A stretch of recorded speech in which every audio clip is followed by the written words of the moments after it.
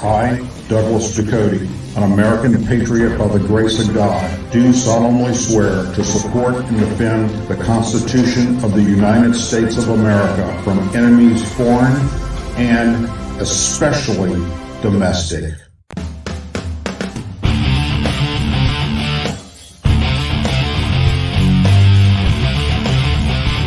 I, Douglas Ducote, an American patriot by the grace of God, do solemnly swear to support and defend the Constitution of the United States of America from enemies foreign and especially domestic. Say it with me. I pledge allegiance to the flag of the United States of America and to the republic for which it stands, one nation, under God, indivisible, with liberty and justice for all. Hello, American Patriots, and welcome to another episode of the Douglas Ducote Show. You had many places you could be tonight, but you chose to be here with me, and for that, I am forever grateful. Happy New Year. This is the first show of the new year, 2022, and boy, let's hope that this year is better than the last two, especially midterms. We are on a countdown now to midterms, and well, you know what to do, and I'll be saying a lot of it as we go about the next several months. We'll be talking about candidates and who all is running at midterms, who isn't running at midterms, and hopefully you will make up your mind as to what is the right thing to do for you and your family and the country. Anyhow, I'm happy to be here. I'm very blessed that you're here with me. I will say this, a little bit of sad news, yet he's doing great. One of my sons has developed COVID, and he was sick for maybe about 48 hours, and then he's fine. But because he works for the airlines, he is grounded until he's isolated for, it's supposed to be 10 days. Then they moved it to 5 days, which we will talk about. How many people have heard that it's now 5 days that you quarantine yourself? And that may change because now that the cat's out of the bag as to how that came about, changing from 10 to 5, has upset a whole bunch of people. So here it is. If you haven't heard this already, Delta Airlines contacted the CDC and said, we don't like this because we don't have enough pilots to fly airplanes because of all of them that are getting sick. So could you please drop it to 5 days instead of 10? And the CDC said, sure. So makes you wonder who's in charge of what's going on with all of this mess when an airline company is now in the healthcare business. Didn't know that, did you? Well, neither did I. It's absolutely insanity. So the CDC has said that in the next few hours, probably tomorrow, they will come out with new guidance, and we will see what that is. Before we get into the first story, I would like to say to all those that are, if you're still stranded up there in Virginia on the roads, hopefully you're warm. I know that the state police has been trying to give out blankets and food and water to all those that were stuck up on, I think it was I-95. Hundreds of people stuck in that snowstorm where the roads, they couldn't travel anymore and they were just stuck on the interstate. To my knowledge, there's been no deaths reported and no injuries reported in that particular situation. But this massive snowstorm moved across the country, and well, kind of makes you wonder about global warming. But they will tell you that, oh, that's part of global warming, massive snowstorms. You believe that? I got some land to sell you in Lake Charles, Louisiana. Never flooded. I'm going to start off tonight with a little bit of good news for veterans and family members. If you have any veterans that are possibly in a situation where they could end up being homeless on the streets, then this is very good information for you to have.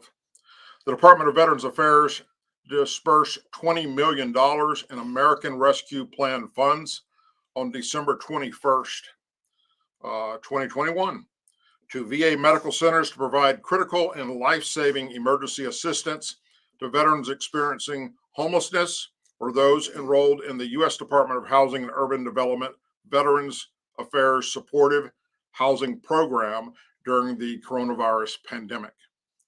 Through a time-limited congressional authority, the VA can use these funds to bring help required for safety and survival and to support stability and health for transportation and communication equipment and services.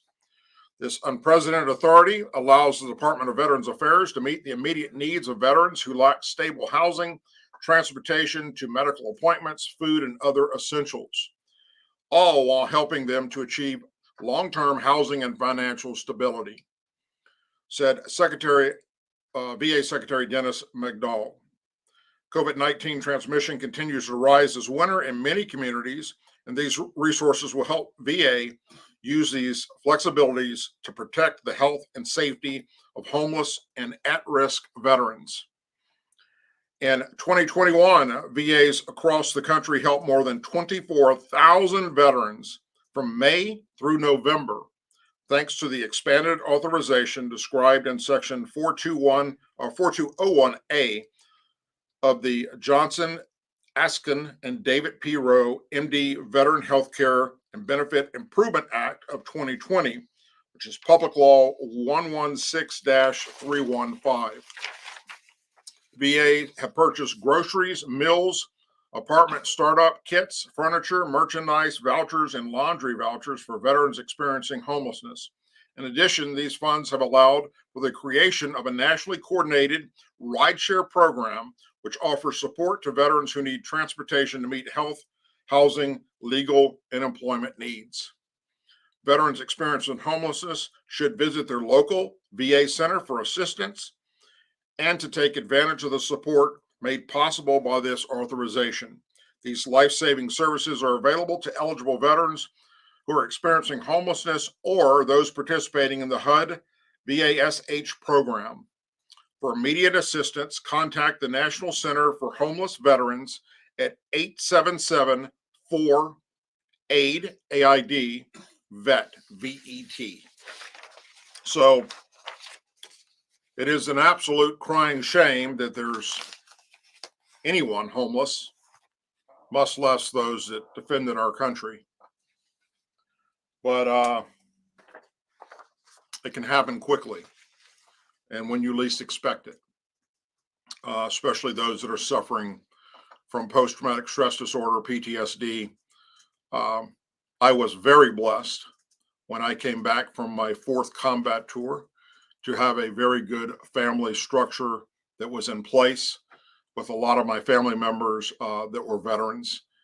And I was able to get all the help that I needed. But I know a lot of people that have slipped through the cracks, which is why I had started the nonprofit Veterans United for Justice to help veterans in those situations.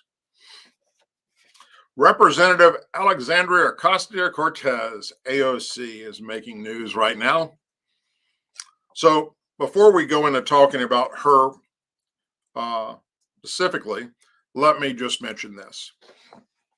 How hypocritical is it for someone to bash a state's governor and their dealings with the pandemic, and then when your state gets locked down, you go to the state that isn't, that you've been trashing?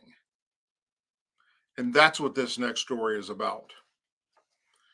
AOC got a Twitter roast to welcome in 2022 after she claimed, you ready for this? Sexual frustrations are why Republicans are so focused on her. Yeah, you couldn't make this shit up if you tried. The Squad Congresswoman erupted on critics online after she was photographed dining in Miami, Florida, aimed the COVID surge in New York City, where she is a congresswoman, going off in particularly on former Donald Trump advisor Steve Kortz, taking a shot at her boyfriend's foot attire. If Republicans are mad, they can't date me, and they can just that insist on projecting their sexual frustrations on my boyfriend's feet, she tweeted, adding, yay, creepy weirdos. It's starting to get old, ironing the very obvious, strange, and deranged sexual frustrations that underpin the Republican fixation on me, women, and the LGBTQ people in general. These people clearly need therapy, won't do it, and use politics as their outlet instead. It's really weird. AOC, let me be the first person to tell you that unless someone happens to be into bestiality and like to have sex with horses, I don't think they're going to be looking at you. So be thankful that you have a boyfriend that somebody tweeted about their ugly feet while you were sitting in an outdoor dining area in a restaurant and, partying indoors in Florida in places where they didn't lock down. I mean, what a hypocrite to say that you have to lock down your state and you have to lock down and not be able to allow the people to do anything. And then you trash Florida for not doing that. And then you and your boyfriend jet off down to Florida so that you can go eat and party maskless. And that's what she was doing. She's not wearing a mask in any of these pictures that are circulating all over the internet because in Florida, they don't require that. But boy, did she have a great time trashing the governor of Florida because he didn't lock down his state. And now that her state is frozen and nobody can go anywhere and they're locked down, they have to have masks. And there she is down in Florida having a good old time. Now, all of you that voted for AOC, if you don't see the hypocrisy here, well, you shouldn't even be allowed to vote. Moving on, giving her enormous social media following, AOC's stark attack on Republicans drew attention and plenty of heat from suggesting conservative criticism was linked to being attracted to her. I relate to AOC. Literally every criticism of me boils down to people being disappointed that they can't have sex with me. It is indeed a burden, but one we must bear. CNN commentator Mary Catherine Ham quipped, this whole thing just seems bizarre, anti-feminist. So, anytime women's political choices are criticized, we can just say it's because people want to sleep with them. Can't we just disagree with your tax, climate, mass policies without being involved in this weird sex narrative? Former View co-host Meghan McCain tweeted before she deleted it. When we weaponize our sexuality to defend our personhood, it's just as easy for our sexuality to immediately be weaponized against us to deny our personhood. A dicey game, journalist Eve Barlow wrote. She also wrote on Friday, AOC is really out here on the last day of the year, pulling the people disgrace with me cons I'm hot card, pretty much sums up 2021. Other conservative women also lit into AOC, such as Fox News contributor Carol Markowitz, who recommended AOC hand off her social media duties. Her Twitter rant had plenty of defenders as well, with the New York Daily News declaring she'd had enough, and Huffington Post complimenting her for turning the tables on Kortz after his broadside of her boyfriend. AOC continued to lash out on New Year's Eve at critics online who called her a hypocrite for visiting a state that Democrats have criticized for its most lax coronavirus rules. She joined other progressives who ripped Governor Ron DeSantis as being absent during his state's COVID-19 surge, although, according to his spokesman and according to him, he was absent for a while because he was dealing with his wife who has severe breast cancer.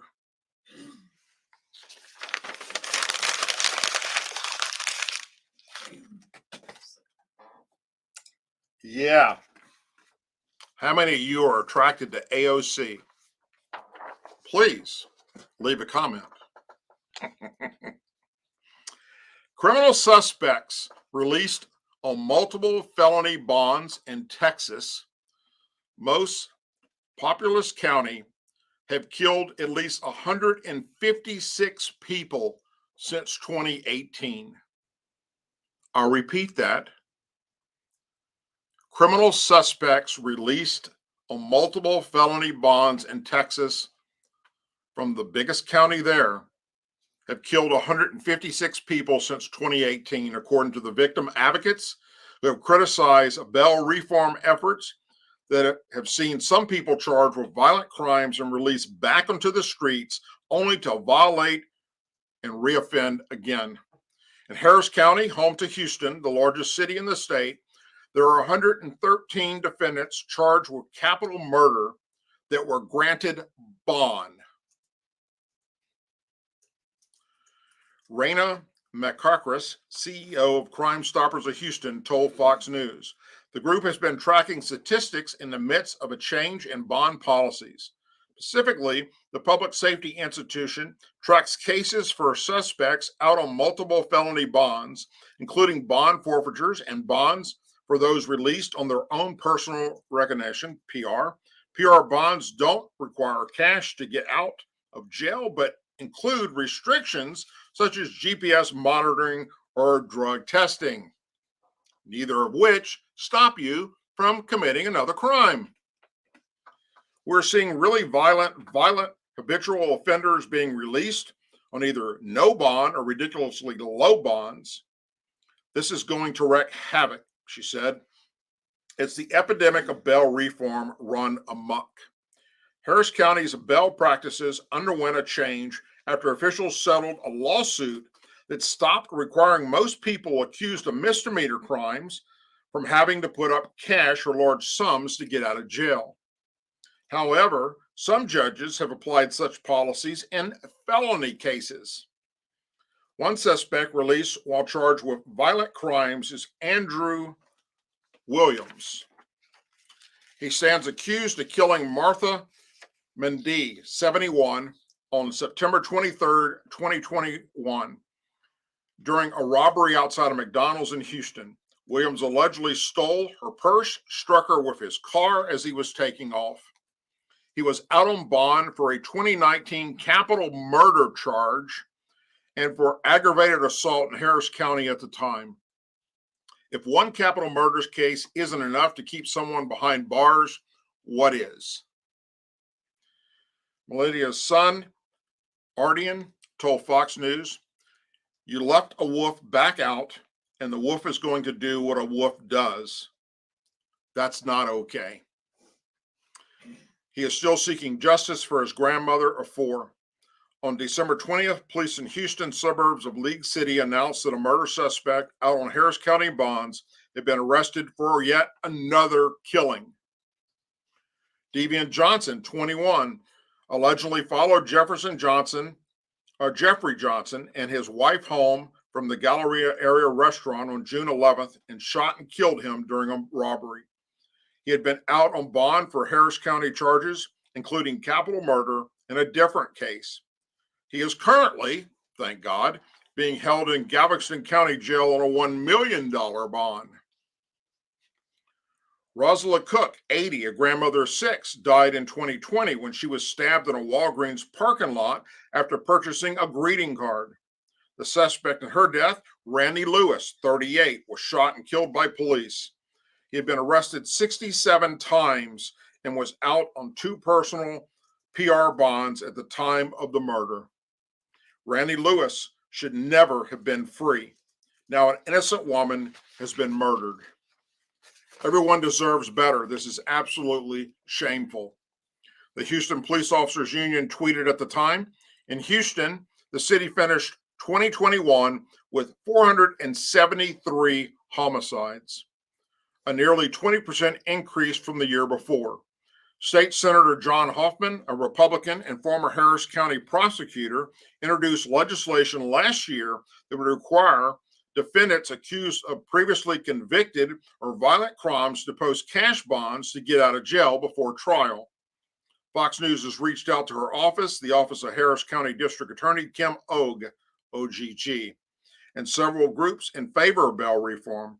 In September, Governor Greg Abbott signed legislation that requires those accused of violent crimes to put up a cash in order to get a PR bond, effectively getting rid of cashless release. Some advocates see bail reform as a way to prevent discrimination against poor defendants who can sometimes be left languishing in jail for low-level crimes because they're unable to post bond. Some see criminal justice reform as simply everybody's innocent until proven guilty, and therefore no one should be held. We just want the nonsense to end and us to restore some type of criminal justice that makes sense and puts victims first and the community first. In an effort to curb violent crime in Harris County, Judge Linda Hallego has posted a $50 million incentive to improve public safety through infrastructure improvements. The Clean Streets, Safe Neighborhoods initiative would revitalize neighborhoods through the removal of blighted buildings, adding streetlights and other investments in areas hardest hit by crime. Too often, blighted buildings, dark streets, unsafe and abandoned structures serve as incubators of crime and gun violence. Hallego said at a time of her October announcement.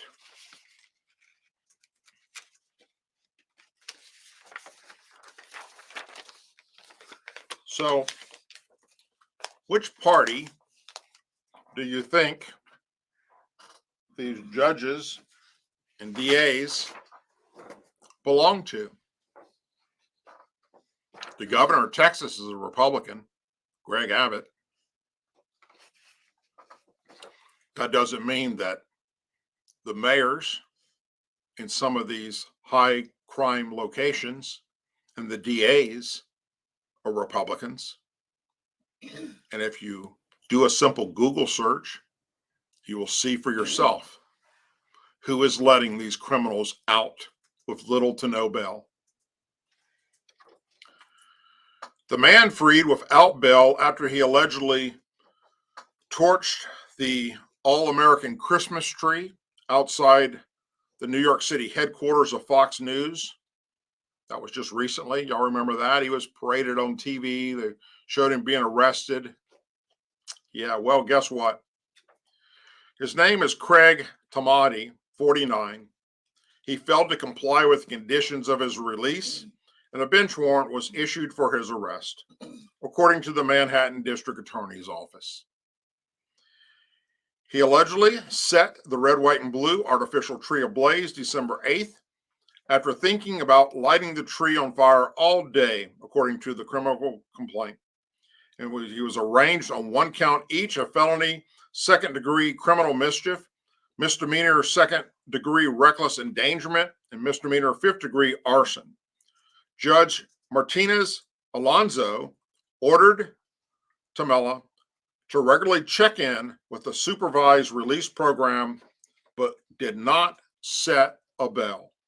Criminal Justice Reform Act of 2020 barred the setting of a bail on these charges, but this guy didn't check in with the supervised release program as required. He was originally due in court today.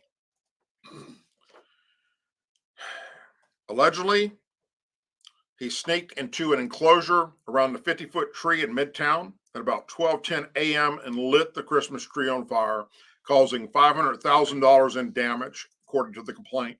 A new tree has since been installed. And,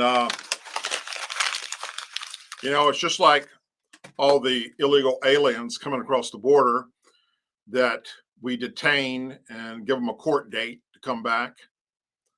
Why did Donald Trump do away with that and put in the Remain in Mexico policy? Well, it's because these people don't show back up for court. And now they don't know where this guy is. Maybe he's waiting to show back up again this year at Christmas to light another Christmas tree on fire. Who knows? Maybe he's going to burn down a church.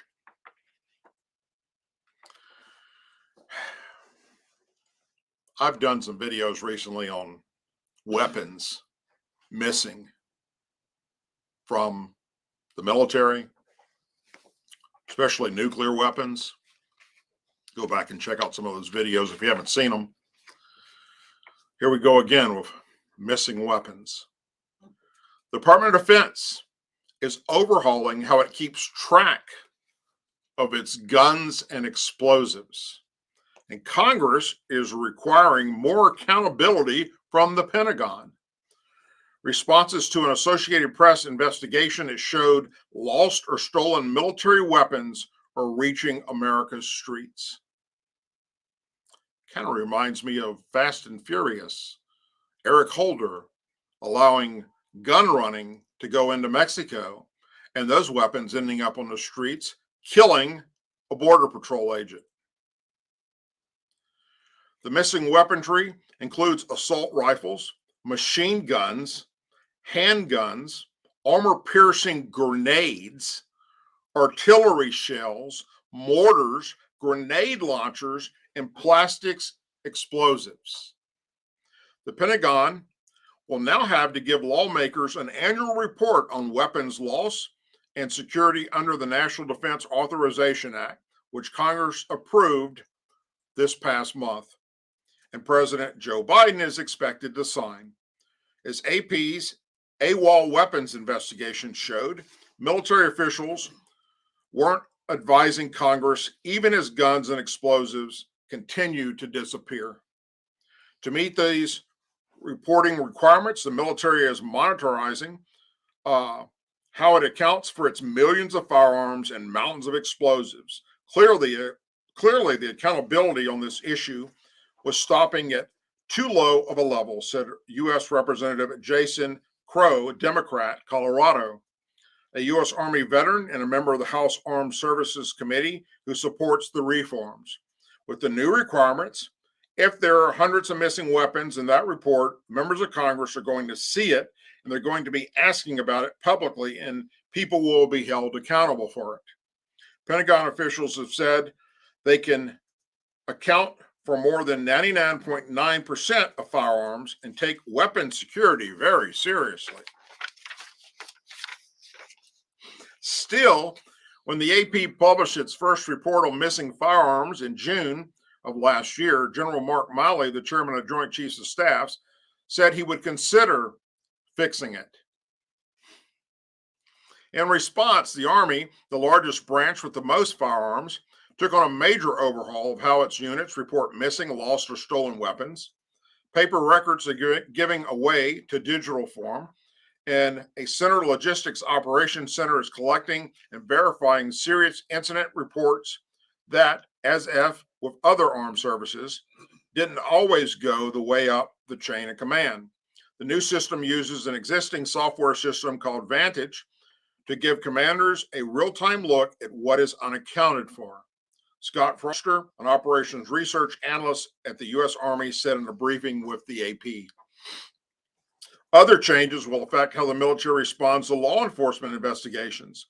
When a gun is recovered or sought during a criminal case, the Defense Department's Small Arms and Light Weapons Registry is supposed to determine the last known location or unit responsible. But the registry's information was inaccurate, and responses to law enforcement weren't timely, according to the internal Army documents that were obtained by the AP. The Army runs the registry for the Pentagon. The Army is now developing an app that would search each service's own property record database, according to Army spokesman Lieutenant Colonel Brandon Kelly. Is this making you think, what the? Now, the new law also requires the Defense Department to report confirm thefts or recovery of weapons to the National Crime Information Center, which the FBI runs. Military regulations had required the services and units to self-report losses. The onus will be now on the highest level of the Pentagon. The other armed services also are implementing reforms. The Marine Corps said it's developing internal procedures for improving oversight through increased inspections of units. The Navy requires units to notify a higher headquarters when reporting weapon losses. The Air Force has replaced its munitions property book system with a commercial application. This summer, the Defense Logistics Agency began reporting to the Pentagon losses and thefts of firearms that the military loaned to civilian agencies under the Law Enforcement Support Office program. In the data released to the AP, the Pentagon reported that 461 of these firearms have vanished, and they don't know where they're at. 109 have been recovered. AP's reporting did not include LASO weapons. After the AP's initial report published in June, General Miley tasked the service branch with scrubbing the data on firearm losses since 2010, the AP period story stated. The Pentagon reluctantly shared the statistics it collected, which Miley's office has provided to Capitol Hill. The official number are lower than what the AP reported, he said, but also incomplete because some services failed to include stolen weapons as documented by the military's own criminal investigation. The number of missing, lost, or stolen firearms was approximately, you ready for this? 1,540 from 2010 through this past summer. According to Lieutenant Colonel Orland, a spokesman for the Office of the Secretary of Defense, the majority have been recovered, he said. That total compares to at least 2,000 firearms that AP had reported in 2010 through 2020. A tally was based on military's own data, internal memorandums, criminal investigation case files, and other sources. There are several reasons for this discrepancy. In conducting their analysis, each service used different standards and systems. Despite the detailed data search by each service, AP found lost or stolen items that are not in their office and are not officially accounted for. Relying on its official weapon registry, the Navy data represented that none of its shotguns have been stolen, and its only explosives losses during 2020 or 2010 were 20 concussion grenades. AP identified several shotguns and dozens of armor-piercing grenades based on case files from the Naval Criminal Investigation Service. So even the Navy is lying to Congress. The Marines decided that any weapon that vanished in a combat zone didn't count. Even in cases, for example, when a rifle fell from a vehicle or an aircraft or disappeared from living quarters at overseas bases. Their total of unaccounted for firearms since 2010 was 31. The biggest explanation for the difference between AP's numbers and official numbers is significantly downward revision of Army totals. In June, AP reported the Army couldn't account for more than 1,500 weapons. Most of that total derived from internal Army memos that said 1,300 rifles and handguns were lost or stolen between 2013 and 2019. The Army had said the memos could include duplications of combat losses, which AP excluded when known. Responding to Miley's order, personal hand search records, their conclusion was that in 2010s, only 469 firearms were missing. Army officials didn't detail which weapons they excluded or the criteria for reaching the total, which AP was unable to verify independently. So, look, let me sum this up really easy for the generals up at the Pentagon, for each branch of service. One weapon missing is too many. One grenade missing is too many. One mortar round missing is too many. One set of night vision goggles missing is too many. One bullet missing is too many. The fact that you guys are going to argue with the AP report on this from your own internal memos is mind-boggling. Members of Congress need to get their hands on these idiots that are running our military and rein their ass in, because this is completely and totally unacceptable. I can tell you this much. Back in my day in the Army, 1985 to 2004, anytime anything went missing, it didn't matter if it was night vision goggles, a bullet, a gun. They locked down the entire base and no one came on, no one left, no one went anywhere until that was found. That's how we did business back then. And look, it pissed a lot of people off, to include myself. You know, there were times when I was stationed at Fort Hood, which is the biggest military installation in the free world, ready to go home on a Friday, have dinner with my wife or family, or go out and do whatever we're going to do for the weekend. And all of a sudden, boom, the whole base is locked down because a weapon's missing from an armory on base somewhere. Yeah, that'll upset you as a soldier when it's time to go home at the end of the day. But we found that damn weapon because everybody got involved. And now you guys want to tell me that thousands are missing? I don't understand.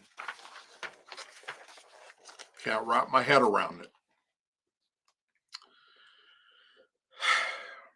A United States Customs and Border Protection agent was shot at from Mexico on New Year's Day while arresting an illegal immigrant in Texas. Fox News reported that multiple bullets struck the agent's vehicle, but the agent himself was not harmed, thank God. Fox News correspondent Bill McGullen tweeted photos of the bullet holes in the agent's truck. The incident took place near Rome when the gunfire coming from across the Rio Grande River in Mexico. So they were in Mexico shooting across the Rio Grande at the members of the Border Patrol that were arresting an illegal immigrant. The CBP agent did not return fire. It isn't the first time agents in Rome have been fired at from across the border. Previously reported that the city is one of the busiest places at the U.S.-Mexico border for illegal immigration and cartel activity. In October, suspected Mexican cartel members fired several rounds across the U.S. border. Some of this gunfire was captured by different television crews and by the Texas National Guard in Rome, Texas. They called the gunfire remarkable at the time, noting that the National Guard troops didn't know if it was the cartel shooting or any indication of who it was. National Guard here has soldiers all over the place, as well as observation posts all over the place, McGullen said. They're keeping an eye out for runners and human smugglers. And of course, once they see it, they turn it over to the Border Patrol, who then intercepts it. McGullen also reported that over 2,000 illegal immigrants were arrested in the Del Rio sector over the New Year's holiday weekend. The new year began with 2,200 illegal immigrants apprehended in Del Rio sector over the past weekend, and a Border Patrol agent being shot at from Mexico's side of the river, leaving bullet holes in the vehicle. He tweeted, 2022 picking up right where 2021 left off at the border.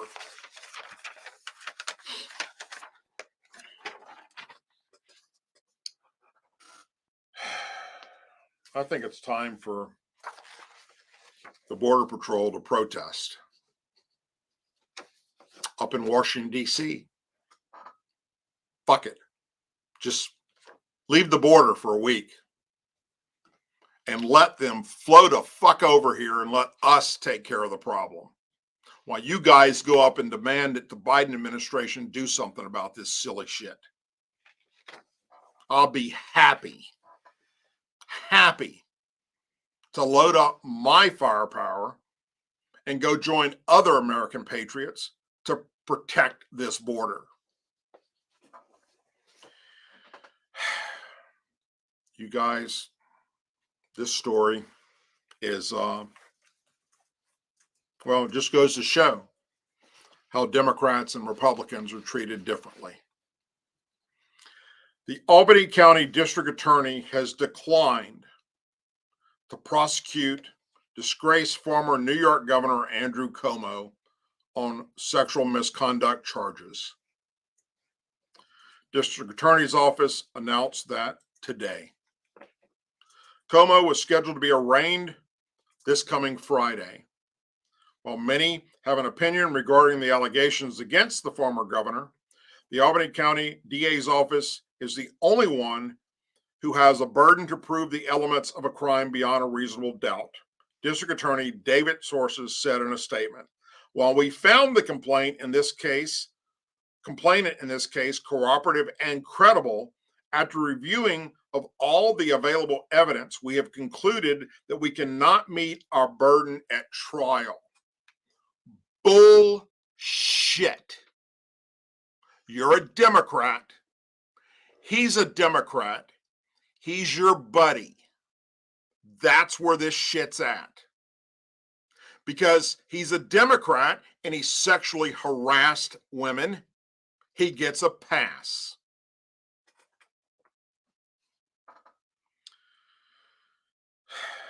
As such, we have notified the court that we are declining to prosecute this matter and requesting the charges filed by the Albany County Sheriff's be dismissed. I, like most New Yorkers, remain deeply troubled by the allegations, like the ones at issue here, he continued. Such conduct has no place in government or in any workplace. Although avenues for criminal prosecution in these cases are sometimes limited, I encourage victims of workplace harassment and abuse to continue to come forward and bring these issues to light so that these important discussions can continue. Brittany Comesso, a former Cuomo staffer, claimed that Cuomo groped her at the governor's mansion last year, which the former governor denied. Cuomo was charged with misdemeanor sex crime for allegedly forcibly touching in October, 2 months after he resigned, aimed sexual harassment allegations brought against him by 11 different women who worked for him. Moringa Wang, an attorney for two of Cuomo's accusers, Alyssa McGarth and Virginia Lemitance, issued a statement saying her clients were not surprised by the DA's motion to dismiss the charges. Although my clients are disappointed, they're not surprised, Wang said. Unfortunately, our penal laws and system frequently do not properly punish the acts of so many abusive men in power. Cuomo's conduct was nonetheless unlawful and deeply harmful to the women who were subject to it. As the Attorney General and Assembly found in their report, my clients remain grateful for those investigators and above all to the women who had come forward and had the courage to come forward, Wang added. Cuomo and men like him should not be in positions of power. So the sheriff's office investigates and interviews the women and found them credible. The sheriff's office interviews Cuomo and believes he's a liar. The DA looks at the case, believes the women are credible, believes Cuomo is a liar, and then decides, we don't have enough to prosecute here. 11 women against one man, even though we find them credible. Nah, no reasonable person's going to prosecute him. Where have you heard this shit before? Oh, let me think. James Comey talking about Hillary Clinton when he laid out all the crimes she committed and then said, we're not going to prosecute it because no reasonable prosecutor would do anything with this. It's the difference in being a Democrat and a Republican. Just imagine for one moment in today's atmosphere, if name one, any Republican governor ended up in the same situation. What do you think would happen?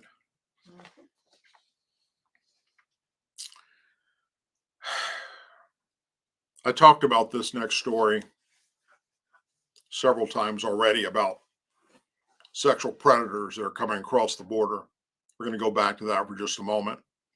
This actually was supposed to be in order from the border story, but I messed that up. U.S. Border Patrol announced this week it has arrested a child predator from Ecuador as he attempted to enter the U.S. illegally. One of a number of sex offenders nabbed coming across the border over the holiday period. El Paso Sector Chief Border Patrol Agent Gloria Chavez announced that the Ecuadorian national had previous convictions for aggravated sodomy, child molestation, and rape in Atlanta, Georgia. He had served 12 years for the convictions and was deported. 12 years for rape, molesting a child, and sodomy. It is the latest in a slew of such arrests at a time when the U.S.-Mexican border is still seeing a high number of migrant encounters, more than 174,000 in November of 2021.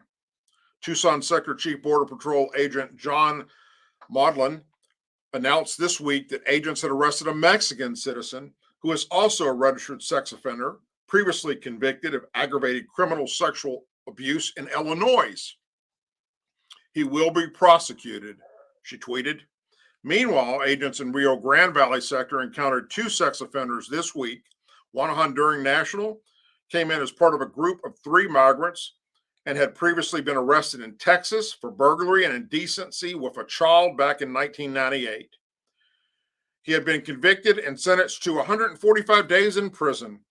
Later the same day, agents picked up another Honduran national who had been arrested back in 2016 in Texas for aggravated sexual assault of a 14-year-old and sentenced to 5 years in prison. His latest arrest came 7 months after being deported. Last month, officials said that agents had arrested 2 convicted sex offenders in a single day. One of the men, another Honduran national, had been convicted of sexual assault of a child back in 2018, but was only sentenced to 4 years in prison before he was deported. When? Oh, in 2020. On the same day, agents picked up a Mexican national for previous conviction for lewd acts with a minor under 14. That conviction took place in 1999. He was sentenced to 6 years and had most recently been deported in 2019. Drum roll, please. In fiscal year 2021, there were 488 convicted sexual offenders amongst the migrants coming across the border, up dramatically from 156 in fiscal year 2020 and 58 in fiscal year 2019. So far in fiscal year 2022, which began in October, there have already been 64 sex-related convicted criminals mixed in with the migrants.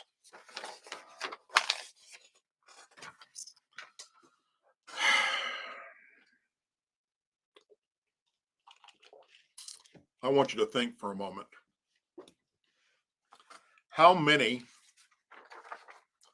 have come across that we haven't caught? Because we're actually only catching a fraction, maybe a quarter of those that are coming across. So we have many more dangerous things going on among our communities, thanks to the ridiculous policies of not securing that border properly.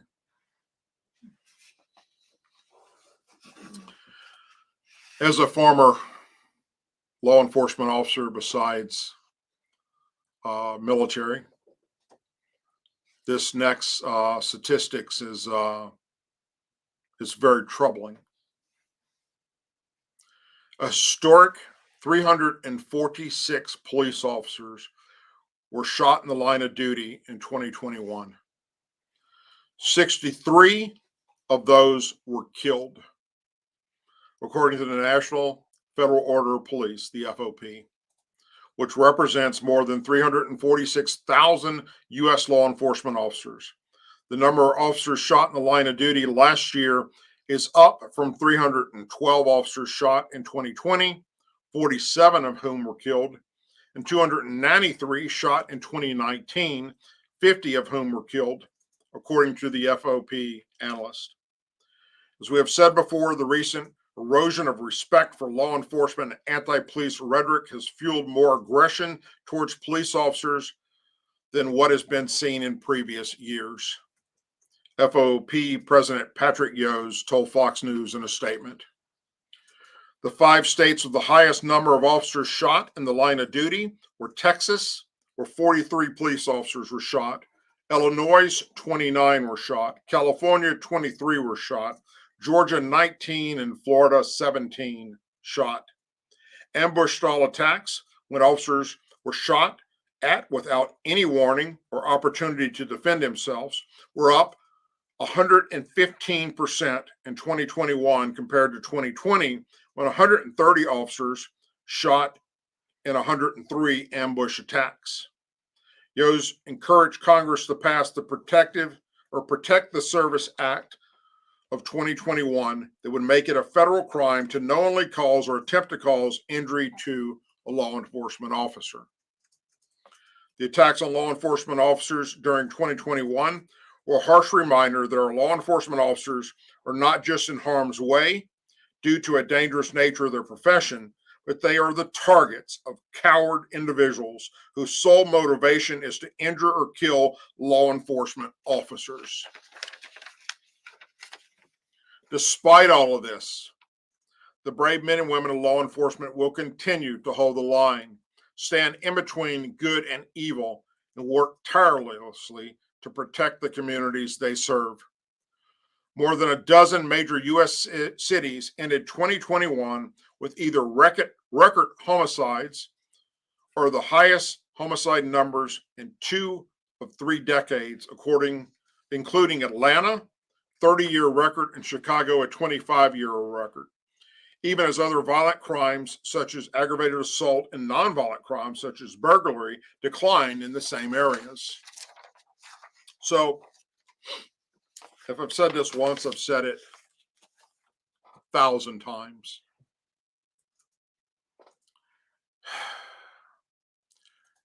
Every multimillionaire NFL player that is taken, or not just NFL, but that's where it started with Colin Kaepernick. Every professional or college player that takes a knee during the national anthem to protest against police officers that they claim wake up every day wondering how many unarmed, innocent black youth they can kill,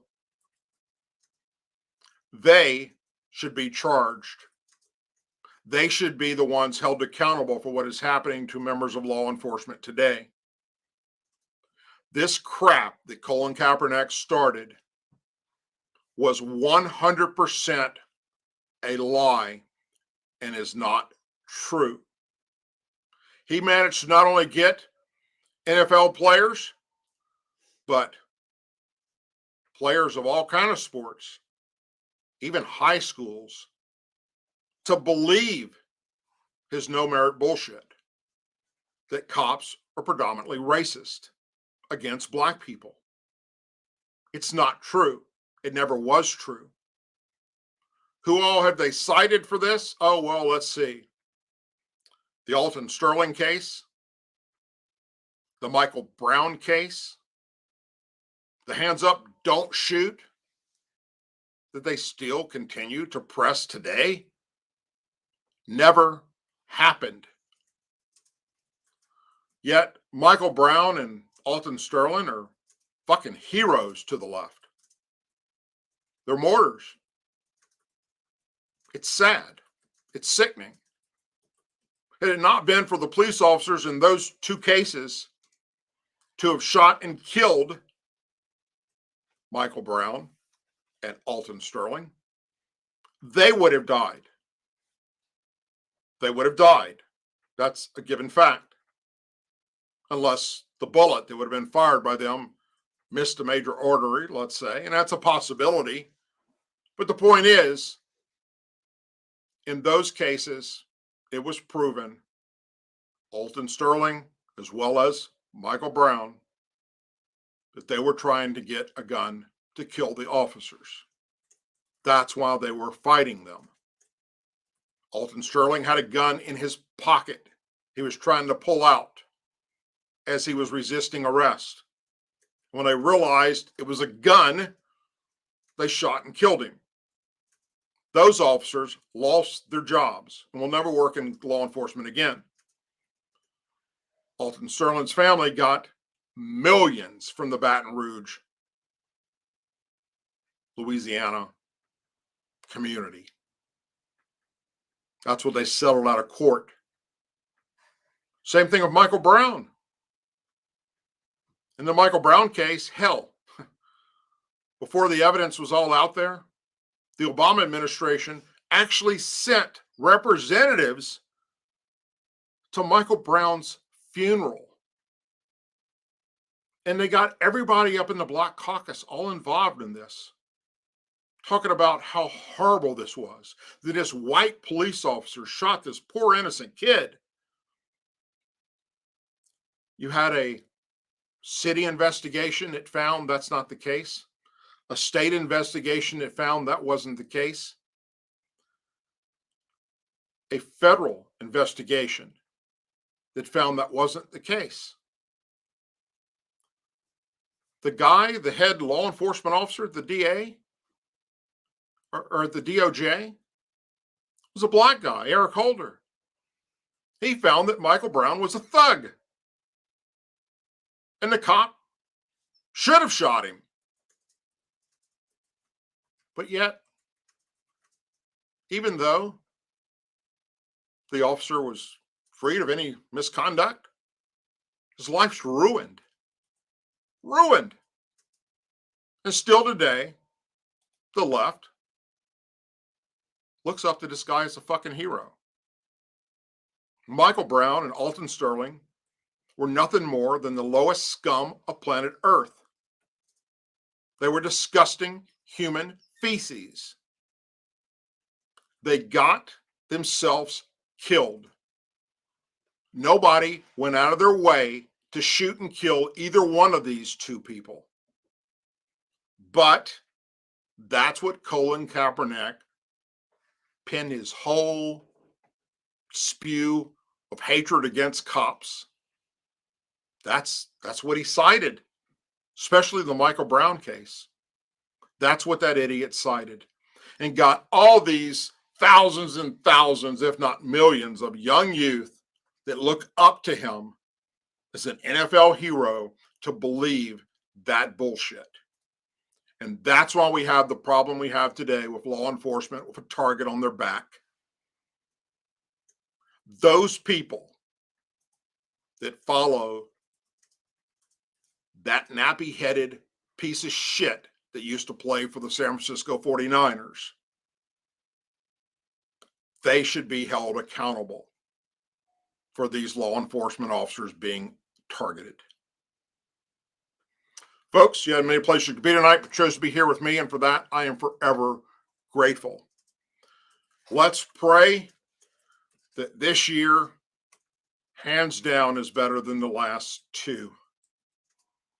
Not just for us, but for the members of our military and those brave men and women out on the streets risking their lives to keep us safe.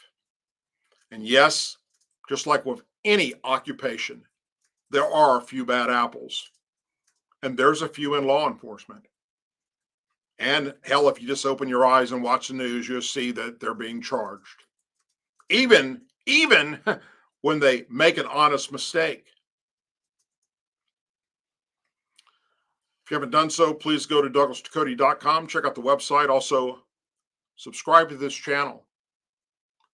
Like the videos, share the channel, let people know about the show. And as always, please say a prayer for our men and women serving in the United States military and our veterans, our law enforcement officers, all our first responders out there, our Angel families, and our Blue and Gold Star families. Thank you all for being here tonight. God bless you.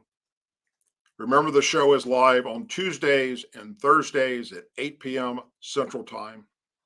And I'll see you real soon. Take care, everyone. God bless.